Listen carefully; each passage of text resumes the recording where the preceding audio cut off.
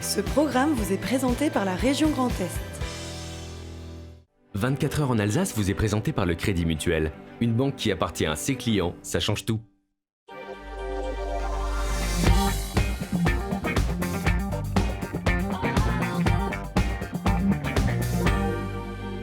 Madame, monsieur, bonsoir, bienvenue pour une heure d'actualité 100% Alsace, 100% régionale. Et vous l'attendez tous les jeudis, c'est Valérie Zago qui nous fait découvrir tous les terroirs. Et aujourd'hui, regardez, nous partirons du côté de Vaqueras, découvrir ce vignoble exceptionnel. Tous les jeudis, un zapping actu de la semaine, ça sera tout à l'heure sur Alsace 20. Comment se prépare l'avenir de la voiture autonome? On va en parler ce soir avec Céline Kastner de l'Automobile Club Association. Regardez, ça roule tout seul. Michel Heim sera également sur ce plateau. Michel Heim de la CIBAR. On va parler du FSL, qui est le Fonds de solidarité pour le logement. Et dans l'émission, nous recevrons également Gabriel Pilia de Caritas Alsace. Il recherche actuellement des familles d'accueil pour accueillir des jeunes en précarité pendant l'été, pendant des vacances, pour des moments de répit et de bonheur. Ça sera à suivre tout à l'heure, juste avant, c'est le JT Anna Britz.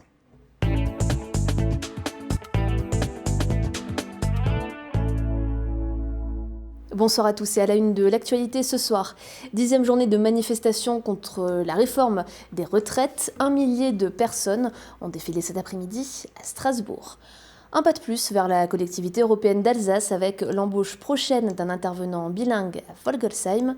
Et puis à J-2 du Salon de l'Agriculture, ces vedettes prennent la route. 25 vaches vosgiennes ont quitté Stoßwihr ce matin, direction la porte de Versailles à Paris. Et on commence donc avec ces images de la manifestation contre la réforme des retraites. 1 millier de personnes ont défilé à Strasbourg cet après-midi pour cette 10e journée de mobilisation depuis le début du mouvement en décembre. La manifestation est partie de la place de la Bourse peu après 14h dans le cortège qui se voulait interprofessionnel. Des étudiants et lycéens, mais aussi des syndicats, CGT, FO Solidaire, FSU, CNT. Tous demandent le retrait du projet gouvernemental. Et à Mulhouse, entre 300 et 350 personnes ont également manifesté.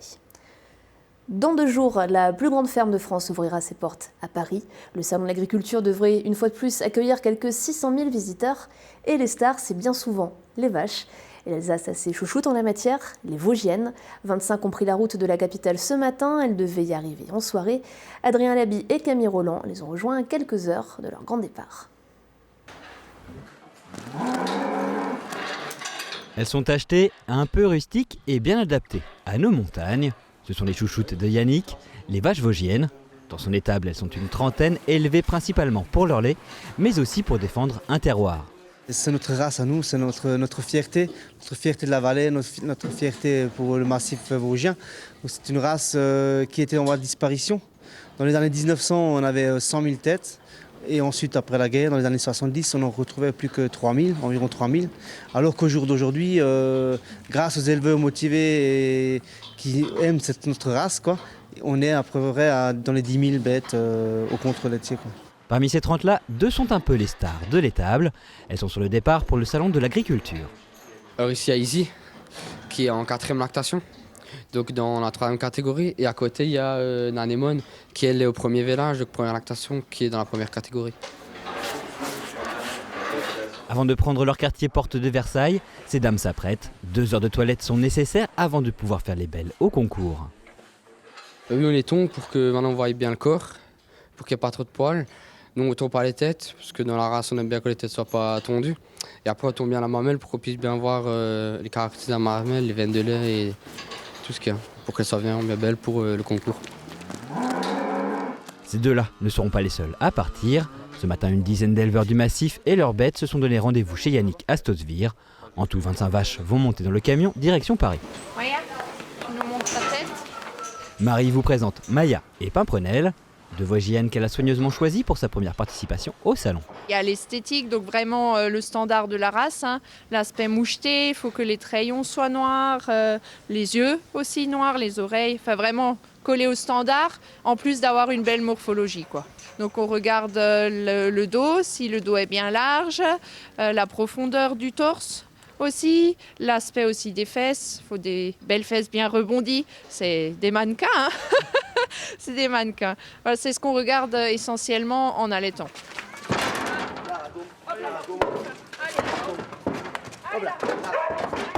Déplacer éleveurs et bestiaux à la capitale, une logistique qui ne s'improvise pas. Si la participation selon l'agriculture représente un coût, c'est surtout pour ces paysans une belle occasion de présenter leur travail. C'est une fierté pour nous. Ça nous permet aussi de faire de nouvelles rencontres. On rencontre d'autres éleveurs sur place.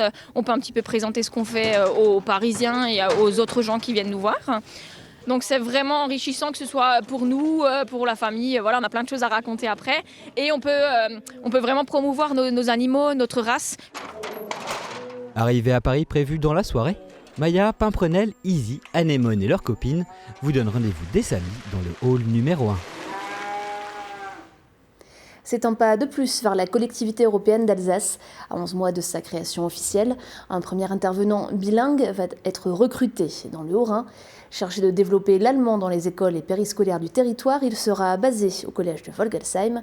Et c'est là que le conseil départemental du Haut-Rhin et l'association Eltern ont signé une convention ce matin. Fanny Kunz. Savoir s'exprimer et se faire comprendre par nos voisins allemands et suisses, cela peut commencer dès la petite enfance. Alors pour encourager le bilinguisme dans les écoles, le département du Haut-Rhin a signé un partenariat avec l'association Eltern Alsace, une signature qui s'inscrit directement dans la compétence transfrontalière de la future collectivité européenne d'Alsace. Nous allons recruter dans les jours qui viennent un intervenant bilingue qui sera aux côtés de l'éducation nationale, dans le périscolaire, dans les écoles et au collège, pour leur enseigner l'allemand, mais dans un cadre beaucoup plus ludique qui donne envie aux jeunes d'apprendre cette langue. Un partenariat qui porte pour le moment sur la communauté de communes du Pays de Rhin-Brisac. L'association Eltern Alsace est chargée du recrutement et de l'accompagnement de l'intervenant bilingue. Sa mission, développer l'envie d'apprendre la langue allemande aux 333 élèves des 5 communes du territoire. Nous allons recruter cette personne, nous allons imaginer avec elle et pour elle les initiatives qui doivent être prises pour dynamiser l'enseignement de la langue régionale ici dans ce secteur. Et ensuite, cette personne sera chargée de mettre en œuvre ces initiatives qui peuvent être soit au niveau de la petite enfance, soit au niveau des parents, soit au niveau associatif ou culturel. Et si tout ça fonctionne bien, ce qu'on espère bien sûr, créer une sorte de concept qui soit réutilisable dans d'autres secteurs. Ce qui devrait se faire dès janvier 2021, lors de la création officielle de la collectivité européenne d'Alsace. Et en septembre, une application interactive pour apprendre l'allemand sera lancée à destination des jeunes du département. Et puis une autre convention signée ce matin entre Mulhouse Alsace Agglomération et la ville de Cernay cette fois-ci. Son objectif, mutualiser leur candidature pour obtenir le label Centre de préparation aux Jeux Olympiques. Délivré par le comité d'organisation des JO de Paris 2024, ce label permettra d'apparaître dans un répertoire qui sera distribué à toutes les fédérations internationales à l'issue des Jeux de Tokyo 2020. L'agglomération, par le biais du centre sportif régional, accueille déjà régulièrement des athlètes de haut niveau. Actuellement, ce sont de jeunes volleyeurs chinois qui s'entraînent dans les lieux. Au total, 18 sites comme celui-ci pourraient accueillir des athlètes durant leur préparation au JO de 2024, des sites qui répondent à des critères bien particuliers des fédérations internationales. Dans ces exigences, certains atouts, notamment au niveau de l'hébergement, de la récupération, des soins médicaux et de la restauration sont présents au centre sportif. Mais sur le territoire, il y a d'autres équipements, notamment la fosse olympique de tir à Cernay qui est reconnue mondialement. Il y a 2 équipements comme ça en France, à Châteauroux, au Centre national, et à Cernay. Donc voilà, le fait de pouvoir conventionner ensemble permet de renforcer la possibilité d'obtenir ce label. Les fédérations vont pouvoir avoir la certitude qu'ils ont des conditions d'entraînement, d'accueil et d'accessibilité qui seront optimales et viendront repérer, dès les Jeux de Tokyo finis, viendront repérer les lieux de stage possibles pour les préparations terminales de Paris en 2024. Tovertafel, ça vous dit quelque chose? Ce n'est pas le nom d'une pâtisserie alsacienne, ni même l'intitulé d'un meuble de grand magasin suédois. Il s'agit d'un outil interactif récemment acquis par l'EHPAD des Écureuils à Mulhouse. Un outil qui permet aux résidents de jouer. L'établissement fait partie des premiers en France à posséder cet appareil. Marine Zis et Pierre-Yves Wyss ont assisté à une séance ce matin. Il faut qu'on fasse un peu de nettoyage. Regardez, il y a un petit peu de feuilles sur la table. Allez, on va faire un petit tas. Ramasser des feuilles, éclater des bulles de savon ou encore se passer la balle, voilà quelques-unes des activités parmi les 16 possibles grâce à cet appareil. Sourire aux lèvres et visage détendu, les résidents ont l'air d'apprécier la séance. Vous aimez bien ce jeu ? Oui, c'était intéressant. Je connais bien ce jeu depuis quelques temps. Elle m'amuse bien. C'est marrant ce jeu, non ? Oui, on rigole bien. Cet appareil appelé Tovertafel a coûté 10 000 €. Il a été entièrement financé par les interclubs de Mulhouse. Grossir ses fleurs. Regardez, un beau jardin qui s'affiche. C'est joli. C'est joli, oui. Ça a surtout ciblé un public qu'on ne laissait pas de côté, mais qui était moins stimulé. Donc, du coup, des personnes avec des troubles type Alzheimer ou apparentés. Et vraiment, on a vu un changement radical chez certaines personnes qui se sont vraiment ouvertes à l'utilisation de ce jeu. Voilà. Allez, René, on y va. On appuie sur les petites balles. Le Tovertafel a fait son entrée dans l'EHPAD fin 2019. Depuis, 3 séances sont organisées chaque semaine. On ferait plus parce que ça apporte vraiment beaucoup à nos résidents et à leurs familles. Beaucoup de petits-enfants viennent pour jouer avec leurs grands-parents parce que du coup, il y a un jeu à faire avec, il n'y a rien à gagner, il n'y a rien à avoir. C'est vraiment un jeu pour les résidents et pour les petits-enfants qui viennent ici. L'équipe de l'établissement reste attentive aux dernières créations en matière de nouvelles technologies. Après l'acquisition d'un robot puis de ce Tovertafel, l'EHPAD des Écureuils ne compte pas s'arrêter là et pourrait voir arriver d'autres outils 2.0 dans les prochains temps. À l'Université de Strasbourg, l'amicale des étudiants en mathématiques organise une semaine de sensibilisation au handicap. Cécile Motz s'est rendue sur le campus pour découvrir notamment un parcours à réaliser en fauteuil roulant.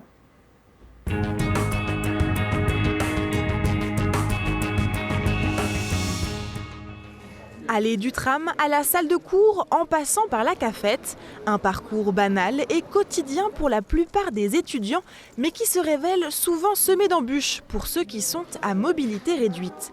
Alors pour sensibiliser le plus grand nombre, l'amicale des étudiants en mathématiques avec d'autres associations organise une semaine autour du handicap. Après un ciné-débat et des tables rondes, le rendez-vous était donné à l'UFR de mathématiques et d'informatique pour un tout autre programme. Il y a deux activités. La première, c'est du coup le parcours d'APF France qui fait une espèce d'initiation avec vraiment plusieurs difficultés rencontrées par les personnes. Ça se passe sur place avec par exemple des graviers, une porte à franchir, des petites pentes, des petits trottoirs à monter. Et ensuite, pour ceux qui veulent continuer, ils peuvent piocher un handicap, donc juste derrière moi, avec soit être atteint de cécité, soit de surdité, soit d'handicap moteur. Et du coup, on a préparé un parcours à travers tout le campus central et historique, et même jusqu'à Ilkirch, pour qu'ils essayent de découvrir ce que c'est que de vivre dans cette situation-là et toutes les problématiques auxquelles on ne pense pas forcément quand on est valide. Des petites actions comme ça, je pense que ça peut aider les étudiants à prendre conscience du monde qui les entoure et de qui ils côtoient tous les jours sans forcément savoir ce qui les touche. Léa et Gauthier se sont lancés sur le parcours, non sans difficulté. Alors pour l'instant, ça commence doucement à chauffer un peu les bras. De quoi toucher du doigt quelques instants la réalité de certains de leurs camarades. Au début, je me suis dit que ça allait être un peu facile parce qu'on commence avec une descente, donc ça allait bien. Mais en fait, après, on voit qu'il y a des montées ou parfois même le trottoir n'est pas forcément tout droit. Là, je suis un peu essoufflée, mais sinon, c'est vrai que c'est assez endurant. Là, par exemple, le parcours, on nous a dit que c'était censé se faire en 40 minutes. Moi, je pense que je l'ai fait en un peu plus d'1 heure. Donc, en fait, on se rend compte des difficultés. Moi, j'ai eu les bouchons d'oreilles. Et ce qui s'est passé, c'est qu'on entend beaucoup moins bien ce qui se dit. Par exemple, j'étais à côté de Léa qui est en fauteuil roulant et des fois, elle me demandait des choses et j'entendais beaucoup moins bien. On n'entend pas forcément les vélos qui viennent avec les sonnettes, on n'entend pas forcément les trams. Cette semaine, environ 200 étudiants ont participé aux différentes activités. Dans quelques mois, l'association compte à nouveau sensibiliser avec, cette fois, une initiation à la langue des signes. Et pour terminer, place à l'image du jour, Oliviane. Vous êtes amateur de gin? Sachez que l'épicentre français de ce breuvage se situe dans un village orinois d'1 millier d'habitants, dans le Sungo, l'Aymen. Stéphanie Becker y a créé Ginsation, avec pour but de créer une communauté de gin-enthousiastes et contribuer à la révélation de gins artisanaux et haut de gamme, produits en France, encore méconnus ou peu distribués. Et le mode de distribution est original. Pour moins de 50 €, vous recevrez chez vous, tous les 2 mois, une box avec un gin artisanal, des toniques premium et un objet lié à la dégustation, à consommer avec modération, mais aussi avec une certaine jubilation. Et voilà pour l'information de JT. Merci beaucoup Anna. Bonne soirée. On accueille Valérie Zago, le plateau du soir, Céline Kastner de l'Automobile Club Association et Gabrielle Pilliard, animatrice du réseau Caritas Alsace. Voilà pour le sommaire. Nous rejoindra tout à l'heure Michel Haim de la CIBAR. Avant cela, c'est la météo. Votre programme avec CroisiEurope. CroisiEurope, croisière sur les fleuves et mers du monde à bord de bateaux à taille humaine.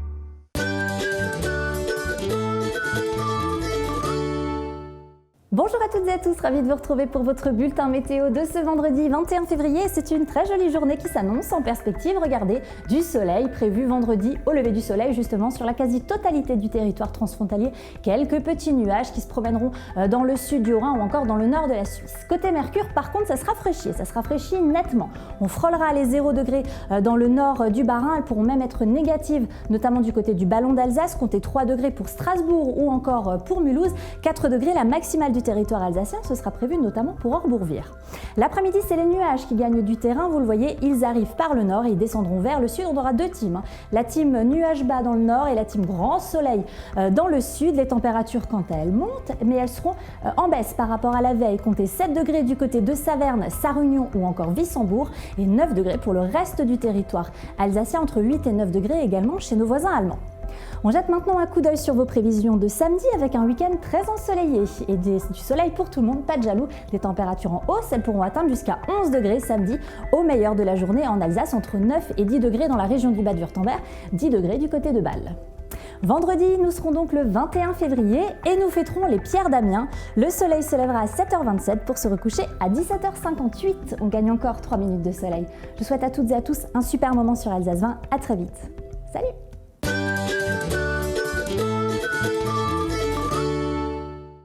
Votre programme avec CroisiEurope. CroisiEurope, croisière sur les fleuves et mers du monde à bord de bateaux à taille humaine. Et on parle ce soir de l'avenir de la voiture autonome. Avec nous, Céline Kastner, directrice juridique et des politiques publiques à l'ACA, l'Automobile Club Association. Soyez la bienvenue. Merci. Vous avez mené une étude, vous en dévoilerez demain le contenu. On va donner ce soir quand même quelques chiffres. C'est l'objet des réflexions que vous menez. Est-ce qu'il y a une urgence aujourd'hui à s'interroger sur la voiture connectée, la voiture autonome?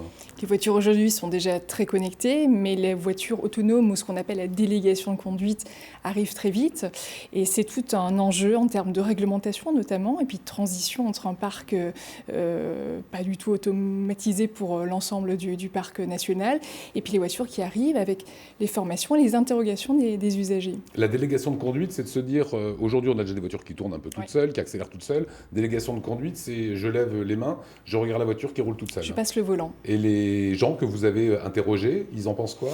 Alors globalement, on se rend compte qu'ils ne sont pas franchement effrayés par le sujet, que globalement, ils sont quand même attachés à la notion de voiture. La délégation de conduite, pour eux, ça reste une option. Ils voient avant tout la voiture automatisée ou autonome comme une voiture à qui ils peuvent passer de temps en temps la main ou pas.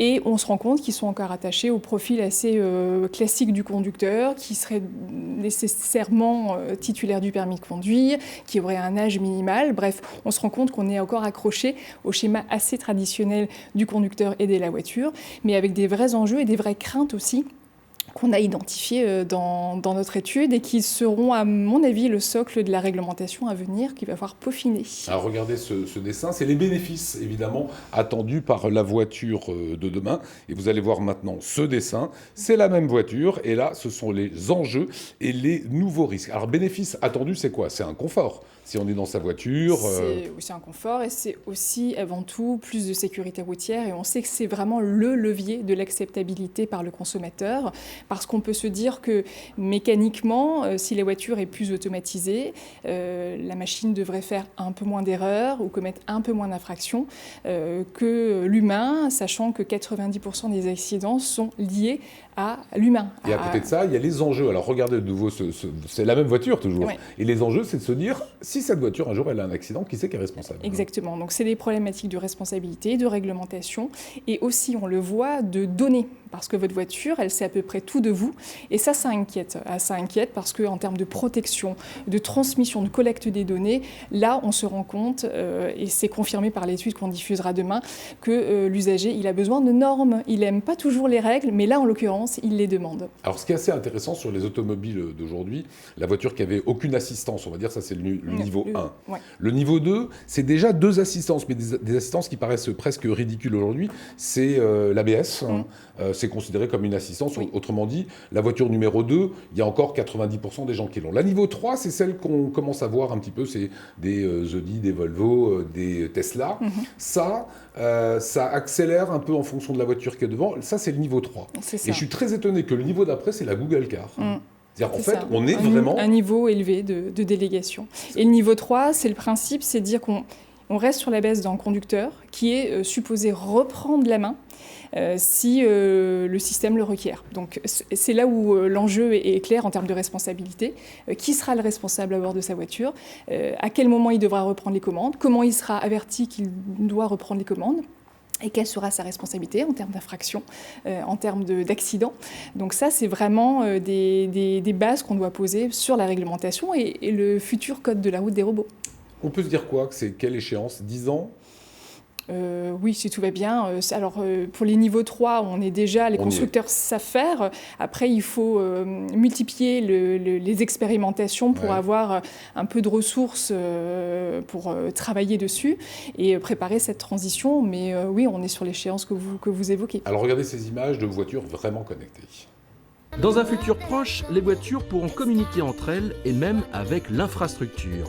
L'intérêt, ce sera de pouvoir par exemple signaler le passage d'un véhicule prioritaire, mais aussi d'avertir de la présence de verglas sur la route tous les autres conducteurs aux alentours. Autre cas de figure, un véhicule accidenté ou en panne peut être détecté et localisé sur une carte avant même d'arriver sur les lieux, et l'information sera ensuite répercutée. Le dialogue va également s'instaurer avec les feux tricolores, d'une part pour synchroniser la vitesse en ville, mais aussi pour être prévenu si un autre véhicule brûle le feu rouge.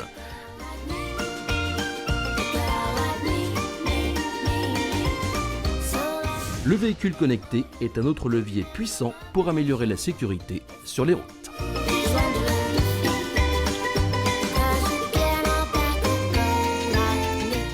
Voilà, ça c'est la voiture qui existe déjà aujourd'hui, c'est le niveau 3, on peut dire. L'étape suivante, c'est que la voiture, c'est ce qu'on a appelé à une époque la Google Car, c'est que la voiture est capable de s'arrêter toute seule, même sur une heure d'autoroute s'il y a quoi que ce soit. Par exemple, voilà. Et plus on va haut dans le niveau, plus la délégation ou l'automatisation, effectivement, est importante pour arriver peut-être à un futur que les juristes n'aiment pas trop évoquer, mais d'une voiture qui pourrait aller chercher un colis tout seul, par exemple. Et justement, dans le futur, quelles vont être les règles en termes de réglementation? Sur la voiture comme ça, celle qu'on est en train de voir, qui va chercher une mamie pour l'amener chez son médecin, et il n'y a personne qui conduit la voiture. Voilà. Donc là, on est sur une page blanche en termes de réglementation, parce qu'il s'agira de définir, en cas d'accident, qui est responsable, celui qui met en place l'algorithme dans l'intelligence artificielle, le fabricant de la voiture.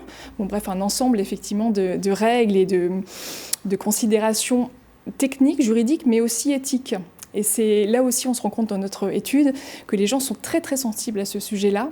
C'est-à-dire d'imaginer que, par exemple, votre voiture, si vous lui confiez la conduite, en cas d'accident, elle va devoir choisir entre de personnes, par exemple, entre la voiture... Je vois Gabriel, bah oui. Il y a eu des cas de figure comme ça dans la Google Car où il a fallu choisir. Exactement. Est-ce que je tape l'enfant ou je tape la personne plus âgée? Donc ça, c'est des considérations qui perturbent un petit peu l'usager, qui considère que l'intelligence artificielle, quoi qu'il arrive, doit être gouvernée et bridée par des règles qui protègent avant tout l'humain et de manière effectivement complètement éthique. Donc c'est presque des sujets philosophiques. Ah, c'est sûr. C'est un gros chantier. C'est un gros chantier. Demain, vous allez donner un petit peu les résultats de cette étude. Cette étude, après, vous la transmettrez aux autorités, aux institutionnels, pour que les choses avancent. Peut-être encore un chiffre ou quelque chose qui vous a étonné dans les réponses des gens que vous avez audités? Par exemple, quasiment 77%, les gens considèrent que même une voiture autonome devra avoir à bord une personne qui doit s'identifier avant le démarrage comme étant la responsable, qui sera chargée de reprendre les commandes en cas de besoin. D'accord, je ne sais pas si on peut encore voir quelques images de robotaxi. Je ne sais pas si on a ça, parce que c'est tout à fait exceptionnel. Voilà un taxi qui se balade, il n'y a plus personne là au volant. Ça, c'est ce qui préfigure, on va dire, 2035. Oui, c'est encore loin. C'est encore loin.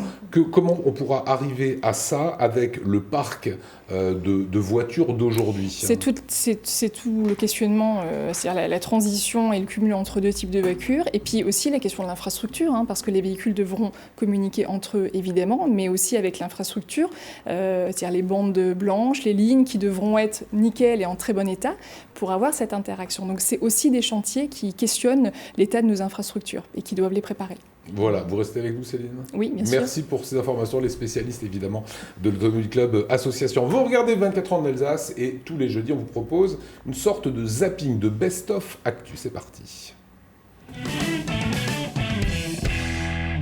Il s'en passe des choses cette semaine. Delphine Vespizer fait des câlins aux arbres, Emmanuel Macron fait des selfies à Mulhouse et Nicolas Riffel fait ses courses. Question, après le Racing et la SIG, quelle équipe sportive attire le plus de monde à ces matchs? Réponse, les volleyeuses de Mulhouse, près de 3000 personnes en moyenne au Palais des Sports, meilleure affluence du volley français, hommes et femmes confondus, et du coup, quand leur équipe perd, c'est rare, leur coach présente des excuses. I want to say one important thing. I'm really sorry for my club and for these amazing fans, because in front of 4,000 people, they deserve to see one team that fight until the end. So I'm really sorry for it. I want to say excuse, because when one team stopped to play in one moment, it's my fault, so I have to say sorry. Sport toujours, que Neymar, qui est souvent par terre, garde espoir. On peut marquer des buts en étant allongé au sol, la preuve. Bon, c'est vrai que parfois il est par terre, parce qu'au foot et au futsal, il peut arriver ça. Concluez-en ce que vous voulez, mais quand vous organisez une conférence de presse pour présenter le champ où Europa Park va construire des bureaux, vous attirez beaucoup de journalistes. Mais quand vous êtes député et que vous parlez des conséquences économiques de la fermeture de la centrale de Fessenheim, vous attirez beaucoup moins de monde. Bon, nous, on est à l'aise, on était là aux deux.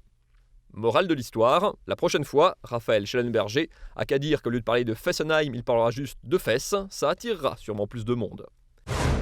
Bon, pour revenir à Europa Park, le nouveau bâtiment doit accueillir leur futur centre de création de films d'animation. Ces images notamment utilisées avec les masques de réalité virtuelle. Dans les Vosges, certains en sont déjà équipés pour skier. Peut-être qu'au moins avec ça, ils ont une chance de voir de la neige, parce que pour l'instant, c'est pas génial, le petit bonhomme de neige est passé au rouge. Le truc qui marche toujours à la télé, c'est la bouffe, enfin la cuisine. Depuis lundi, on vous a déjà parlé de pommes de terre, d'huîtres, de viande, de pâtisserie et de pizza. La semaine n'est même pas finie et vous avez déjà pris 3 kilos rien qu'en nous regardant. Devant, comme si t'allais dropper, je te tiens. Sinon, dans la vie, il faut faire des choix. J'y vais pas, j'y vais pas, et ben finalement j'y vais pas. Allez, il est temps de se quitter. Delphine Vespizer a un petit morceau de pomme de terre coincé en bouche. On va peut-être le refaire, hein, sur le marrant que tu as bientôt. Il y avait un petit dedans. Et voilà pour le zapping, le Zap 20. Il y a peut-être la voiture autonome et peut-être que vous serez dans le prochain Zap 20, Céline. On verra. Voilà, c'est possible. Méfions-nous de ce garçon. Céline Kastner, je vous remercie dans un petit instant. On va accueillir à votre place Gabriel Pilia, puisqu'on va parler de Caritas, on va parler de la Cibar, et vous nous promènerez dans les plus beaux vignobles Valerisago. C'est juste après ça.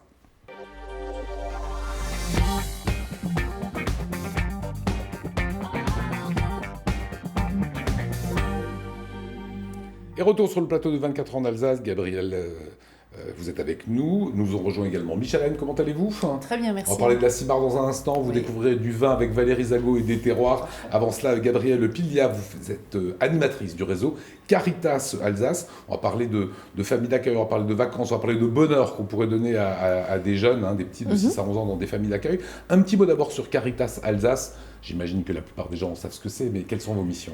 Caritas, c'est une loi 1901, ça existe donc depuis longtemps et notre but, c'est vraiment d'accueillir toute personne en précarité et en détresse dans la fraternité, la confiance et de leur ouvrir une porte d'écoute et vraiment de confiance pour qu'elles puissent rebondir en agissant avec elles. C'est vraiment important qu'on agisse avec elles. Alors c'est 85 lieux d'accueil, voire un petit peu plus, vous m'avez dit, avec cette épicerie solidaire. Avec 10 épiceries solidaires, oui, tout à fait. Et est-ce qu'on constate que la précarité augmente d'année en année? Oui, en fait, il me semble qu'il y a quelques années, on accueillait dans les 20 000 personnes en Alsace et que là, on en est à 40 000. J'ai plus les dates exactes en tête. En tout cas, oui, ça ne fait qu'augmenter. Et nos lieux d'accueil ne font pas que des remplir, en fait. Ça continue, donc oui. Alors, vous lancez un appel à toute famille qui a un esprit d'ouverture et qui souhaiterait accueillir un enfant. C'est des petits, c'est des 6-11 ans durant l'été. Il y a une urgence, là, vous avez vraiment besoin de familles, il en manque? Ouais, chaque année, on a besoin de familles parce que chaque année, il y a des familles qui accueillent une fois et qui n'accueillent plus. Donc, c'est une recherche perpétuelle. Pour un premier accueil, c'est des enfants qui ont entre 6 et 11 ans. Après, on peut les accueillir jusqu'à ce qu'ils aient 13, 17 ans, etc. Il y a des familles qui accueillent depuis des années. Donc, il n'y a pas... Comment ? Des gens fidèles. Il y a des gens fidèles, voilà. Il y a même Janine Trac, je la salue, mais qui accueille maintenant les enfants de la fille qu'elle a accueillie à l'époque. Donc c'est très joli, il y a des belles histoires comme ça qui se déroulent. Et en plus, ce qu'on cherche vraiment, c'est que la famille puisse faire un lien, tisser un lien sur le long terme avec l'enfant. Et pas que ce sont les critères justement pour être famille d'accueil? Critères, déjà c'est d'avoir un casier judiciaire vierge si possible. C'est déjà bien. Et ensuite il n'y a pas vraiment de critères. On a vu des prêtres qui ne donnaient pas leur casier judiciaire et on connaît les problèmes qu'il y a. Oui, c'est sûr. Voilà. Bon après voilà, il n'y a pas d'avoir toutes les assurances. Il faut avoir des enfants si possible parce que comme ça l'enfant n'est pas tout seul et il peut jouer avec d'autres enfants. On accueille une petite fille, une 6-11 ans, est-ce que de préférence dans une famille où il y a une petite fille de 6-11 ans? Ou un petit garçon? C'est mieux. Et en fait, ça dépend de la demande de l'enfant. Si l'enfant veut être avec un petit garçon ou une petite fille, on va faire en fonction des demandes, c'est vraiment au cas par cas. Et si la famille n'a pas d'enfant, elle peut tout à fait accueillir 2 enfants, voilà. Ou accueillir avec des neveux, des nièces, des cousins. Donc tout est possible. Le but vraiment c'est d'accueillir dans la bienveillance et de faire des activités avec l'enfant qui ne sont pas forcément des activités de fou, mais de cuisiner ensemble, de passer des moments tout simples ensemble. Des instants de vie, quoi. On des mange instants ensemble, de vie. On partage des choses. Exactement. Voilà, c'est très simple. Regardez les dates, parce qu'il y a des dates que vous avez amenées, c'est du 7 juillet au 21 juillet, que vous recherchez des familles d'accueil, c'est du 7 juillet au 28 juillet, là c'est pour 3 semaines, et également du 28 juillet au 11 août. Autre chose, c'est qu'il faut que ça matche. On va trouver un petit gamin qui va aller dans une famille d'accueil. Est-ce qu'ils se rencontrent ensemble avant? Tout à fait, oui, il y a une rencontre qui est faite au préalable, donc il y a des commissions d'agrément qui sont faites où les familles sont un peu plus ou moins matchées avec les enfants. Et ensuite, ces familles-là rencontrent les enfants et rencontrent des bénévoles. C'est aussi important de dire qu'il y a toute une équipe de bénévoles. Il y a 28 bénévoles à peu près en Alsace qui chapeautent un peu le tout avec nous, les permanents qui sommes là et qui avons des permanences et qui faisons en sorte que tout se passe bien, que tout se déroule bien. Donc la rencontre, c'est vraiment primordial à Caritas, effectivement. On fait toujours en sorte que les personnes se rencontrent et qu'elles puissent bien s'entendre. Voilà, il y a des activités qu'il faudra faire avec l'enfant, etc. De manière générale, le retour que vous avez de ces enfants après 2 ou 3 semaines dans les familles d'accueil, c'est comment? En général, c'est très positif. Ils sont contents d'avoir cuisiné, ils sont contents d'avoir fait du foot, de la lecture, plein de choses, d'être allés à Europa Park. Nous aussi, on propose des sorties à Caritas. Donc, il y aura une sortie cette année au Königsbourg. Il y en aura une aussi à Marmoutier dans notre maison R&V. Où on fait plein d'activités, des animations, enfin plein de choses comme ça. Donc le retour est positif. Et ils viennent d'où ces enfants? Ces enfants, ils viennent des familles qu'on rencontre à Caritas. Donc des familles en précarité que nous rencontrons. Beaucoup de ces familles sont des parents monoparentaux, qui sont tout seuls avec leurs enfants. Donc, et c'est des familles qu'on connaît et qui viennent d'équipes locales. Donc les équipes dont vous parliez avant, les 85 lieux d'accueil, c'est de là qu'elles viennent. Voilà, et les enfants resteront 2 ou 3 semaines dans la famille. Ils mangent là-bas, ils dorment là-bas, ils vont à Europa Park, ils vont se balader, ils font à manger. Exactement. Et des petits barbecues parce que c'est l'été. Voilà. Ça serait une bonne chose. Vous organisez un moment de rencontre, ça sera le 3 mars à Saverne. Qu'est-ce qui se passe dans ces cas-là? Vous demandez à des familles d'accueil de venir pour témoigner de leur expérience? Tout à fait. Il y a des familles d'accueil qui viennent témoigner de leur expérience, de comment ça se passe. Il y a aussi des bénévoles qui viennent pour dire dire comment au niveau bénévole ça se passe, comment est-ce qu'on les encadre, et pour présenter l'accueil familial de vacances, l'historique, et surtout pour répondre à toutes les questions qui sont posées. Merci beaucoup Gabriel. Regardez cette adresse, les accueils familiales de vacances Caritas Alsace, ça c'est sur Facebook. Et vous avez aussi le www, c'est caritas-alsace.org. Voilà, c'est pas magique tout cela. Vous restez bien sûr avec nous tous les jeudis, on parle et on aime ça de nos terroirs. Ça s'appelle Apicurien et c'est tous les jeudis présenté par Valérie Zago.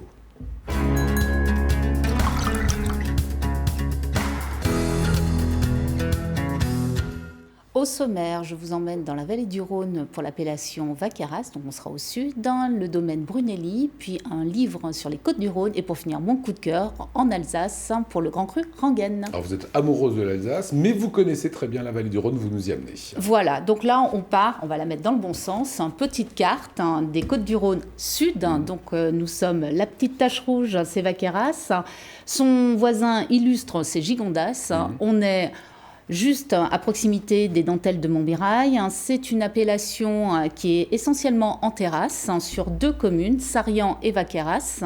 Et on est quand même sur une surface de 1430 hectares. Donc c'est pas si petit que la tache rouge que l'on peut voir. Voilà. C'est vrai.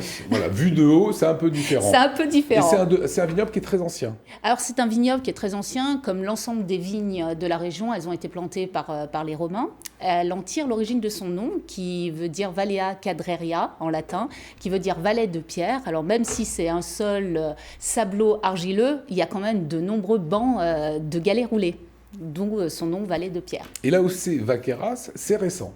C'est relativement récent, mais il y a eu 1990, moi, on va venir à l'origine. Ouais. 1955, ça s'est fait en 3 étapes, en fait. En 1955, elle était classée parmi les Côtes-du-Rhône villages.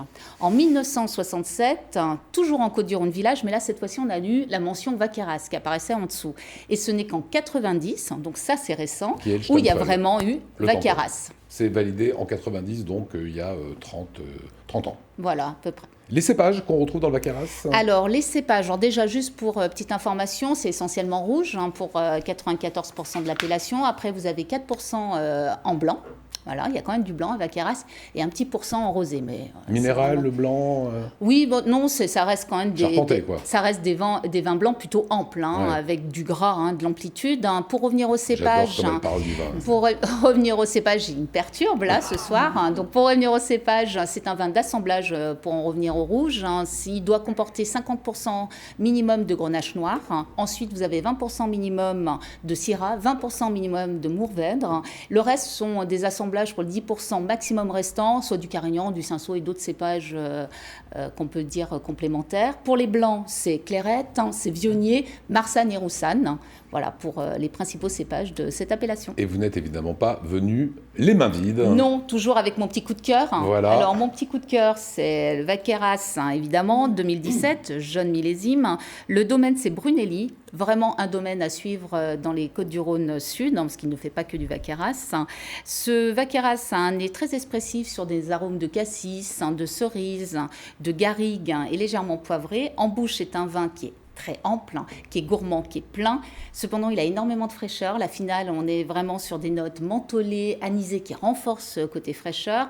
Pas du tout d'excès, pas du tout de chaleur, pas des notes d'alcool, même s'il titre à plus de 13,5. C'est vraiment un très joli vin qui garde beaucoup d'élégance. La trappe tannique est fine. La trappe tannique. La trame. La trame tannique. C'est pas une trappe. C'est une trappe. Tiens, on ouvre. Et on plonge. Toujours pas. Donc la trappe tannique est relativement fine. Ça vous permet quand même de le boire sur sa jeunesse. Il faudra quand même le carafer pour vraiment qu'il prenne un maximum d'amplitude et d'ouverture. 2 petites heures. Un très joli rapport qualité-prix pour les amateurs de Vallée du Rhône Sud. Voilà pour le Vaqueyras. Vous avez un objet aussi à nous présenter. Je crois que c'est un livre aujourd'hui. Alors c'est un livre. On reste vraiment dans l'intitulé de la chronique ce soir, qui est un livre sur la Vallée du Rhône, des Côtes du Rhône, mais du nord au sud. Donc c'est un joli livre pour les amateurs de vin et pour commencer à appréhender effectivement les vins de la Vallée du Rhône. On parle d'histoire, on parle de cépages, on parle des vins évidemment. Ça permet derrière de savoir quelle appellation vous avez envie de découvrir davantage. Très joli livre pour commencer à aborder la Vallée du Rhône. Allez, une petite minute sur un coup de cœur alsacien pour terminer. Alors on revient en Alsace pour le château d'Orgeville. Schwier pour un Rangen en Riesling 2009. Voilà, c'est un 2009, donc c'est un millésime relativement ancien. C'est rare de trouver encore des 2009 à l'heure actuelle. C'est un vin typique de son terroir, qui est un terroir volcanique, qui est une rareté en Alsace. Vous êtes sur un vin extrêmement minéral en premier nez, avec des notes fumées grillées. En deuxième nez, vous allez avoir des citrons verts qui vont apparaître. En bouche, l'attaque est très franche. C'est un vin qui est racé, qui est minéral toujours, avec également en finale des notes salines. Très joli vin qui conserve beaucoup de fraîcheur, beaucoup d'élégance évidemment. Un potentiel de garde très important. Et même s'il a 10 ans, il conserve énormément de jeunesse. Très joli vin à accorder, c'est un gastronome, à accorder plutôt sur des turbos, des Saint-Pierre, de jolis vins, des jolis poissons. Et voilà, très joli rapport qualité-prix aussi, un très joli grand vin d'Alsace. Michel, Gabriel, rien à redire. Rien à redire, non. Ah ouais, non, c'est les pros, il n'y a rien à faire. Alors, on rappelle bien évidemment que l'abus d'alcool est dangereux pour la santé, qu'il faut consommer tout cela avec modération et que toutes ces informations, vous les retrouvez sur le site de Apicurien avec de véritables petits trésors, également sur le site www.alsacevin.tv. Le magazine du jeudi, qui est le rendez-vous du logement et de l'habitat, eh bien, c'est parti.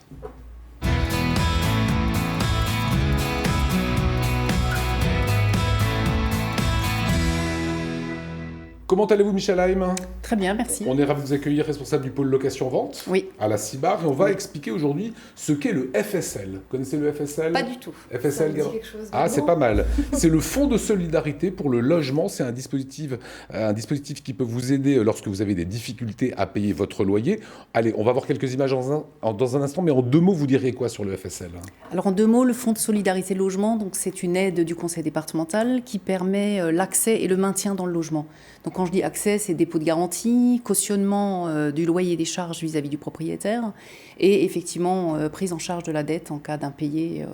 Et ça, c'est le conseil départemental. C'est le conseil départemental. Alors justement, Fanny Kuhns et Romain Audiker ont également planché sur le sujet. Regardez. Vous rencontrez des difficultés pour payer votre loyer, vos charges ou certaines factures liées à votre logement. Le FSL peut être une solution. Le Fonds de solidarité pour le logement est un ensemble d'aides qui s'adresse aux personnes en difficulté financière ou disposant de faibles ressources. Ces aides peuvent rembourser des dettes locatives, des factures d'énergie, mais aussi servir lors d'un déménagement à financer le dépôt de garantie ou la caution du nouveau logement. Mais l'attribution de ces aides est soumise à certaines conditions qui sont listées dans un règlement intérieur fixé par le département. Attention, les aides du FSL peuvent être refusées si votre loyer et vos charges dépassent 33% des revenus de votre foyer. Si vous êtes allocataire de la caisse d'allocation familiale, vous pouvez vous rapprocher d'elle pour faire votre demande. Sinon, le conseil départemental ou votre bailleur social pourront vous renseigner. Un certain nombre de documents justificatifs vous seront demandés et pourront être joints à votre dossier de demande. Les aides du Fonds de solidarité pour le logement seront versées sous forme de prêts à taux zéro ou de subventions. Davantage d'informations sur le FSL sont disponibles sur le site servicepublic.fr, mais surtout, n'attendez pas, appelez votre bailleur social dès le premier impayé. Voilà, Michel Heim de la CIBAR, vous validez ce qu'on vient de voir ? Oui, c'est bien. Oui, je valide. Voilà, tout en quoi cette mesure elle est importante, elle est même nécessaire pour vous et pour vos locataires ? Alors elle est importante parce que nous avons de plus en plus de personnes qui ont du mal à faire face à leurs dépenses, une paupérisation de la population et donc vis-à-vis de voilà. Donc effectivement, je pense que c'est important. Il faut remplir certaines conditions, c'est ce qu'on vient de voir dans le sujet pour en bénéficier. C'est quoi les conditions d'attribution ? Oui, alors c'est principalement des conditions de ressources, donc sont pris en compte l'ensemble des revenus hormis les allocations de logement. Et voilà, après, il y a effectivement d'autres critères qui sont pris en compte, comme le taux d'effort qui ne doit pas dépasser 33% par rapport à ses revenus. Donc en fait, la charge de loyer et des charges par rapport aux revenus. Un reste à vivre qui ne doit pas être inférieur à 5 € par personne par jour. Tout une ça, adéquation tout ça, c'est le calcul. Entre le logement et le nombre de personnes qui habitent dans ce logement. Voilà, tout ça, c'est pris en compte. Vous alors c'est surtout Gabriel, les ressources. ça, hein. Comment ? Vous connaissez, il y a beaucoup de gens qui viennent... Oui, il y a beaucoup de personnes qui passent par des bailleurs sociaux qui viennent à Caritas, effectivement, et qui ont ces soucis-là. Et qui ont ces soucis-là. Donc, oui. Michel, on a vu également dans le sujet que, même si on remplit parfois les critères, ça peut être refusé pour quelle raison ? Mais effectivement, ça peut être refusé si effectivement vous avez les critères de ressources qui sont confirmés, mais que vous avez effectivement les autres critères qui ne sont pas en adéquation. Par exemple, entre la typologie, le nombre de personnes, ce reste à vivre, ce taux d'effort. Vous pouvez demander à plusieurs fois le FSL. Si à un moment donné, le temps entre les deux demandes et le temps est trop court, vous ne pouvez pas accéder à ce FSL. Et comment ça se passe dans l'absolu ? Il y a certaines personnes qui doivent rembourser aussi ? Alors en fait, c'est sous deux formes, ou sous forme de subvention ou de prêt à taux zéro. Okay. Donc dans le cas d'une subvention, quand la personne sort, le dépôt de garantie est remboursé au FSL. Dans le deuxième cas, où la personne a remboursé par mensualité son dépôt de garantie, par exemple, à ce moment-là, on le rembourse au locataire. Voilà, le FSL étant le Fonds de solidarité pour le logement. Une petite dernière, c'est uniquement le FSL pour les locataires ? Non, le propriétaire peut avoir accès également, mais dans ce cas-là, c'est que pour les consommations d'énergie ou pour des dés d'énergie. Puisqu'effectivement, on n'est pas dans le cas d'un dépôt de garantie, dans le cas du cautionnement, on n'est pas dans ce cadre-là, quoi. D'accord. Tout a été très clair, Valérie Zago. Vous avez d'autres questions ? Non. Eh bien, on va vous libérer. Merci beaucoup, Michel Heim. Je rappelle que Caritas, il y a un rendez-vous. Vous allez rencontrer des familles, des enfants aussi, peut-être qu'ils vont rencontrer des familles. Ça sera à Saverne. Ça sera le 3 mars. Le 3 mars à Saverne, 24 rue des Murs. Voilà, 24 rue des Murs. Beaucoup de familles. Vous attendez beaucoup de familles. Vous en avez besoin de beaucoup ? On en a besoin au maximum parce qu'on a plus de demandes d'enfants que de familles. Donc, ça serait quoi, à la louche ? Une vingtaine de familles ? Une trentaine ? C'est utopique. Ah ouais. Non, mais disons, si on peut en avoir 10, 15 des nouvelles chaque année, c'est mais 20 ou 30, ça serait formidable. Ça serait formidable. Et ben, on espère en tout cas, voilà, vous avez les infos sur ce Caritas 3W, et on espère en tout cas que vous aurez donné envie, vous en parlez évidemment avec le cœur. On l'espère. Et c'est surtout pour la bonne cause, pour des enfants qui ont besoin aussi de partir en vacances, d'avoir des moments de répit dans leur vie. Voilà, ça a été un plaisir. Merci Valérie Zago. On vous retrouvera en extérieur, puisque vous allez à la rencontre des vignerons et des terroirs. Exactement. Ça, c'est toutes les semaines. Et ça se passe sur Apicurien. Cette émission, eh bien, elle est rediffusée toutes les heures. Donc, vous allez pouvoir retrouver tous ces excellentes interviews. Moi, je vous dis à demain, 19h. Salut.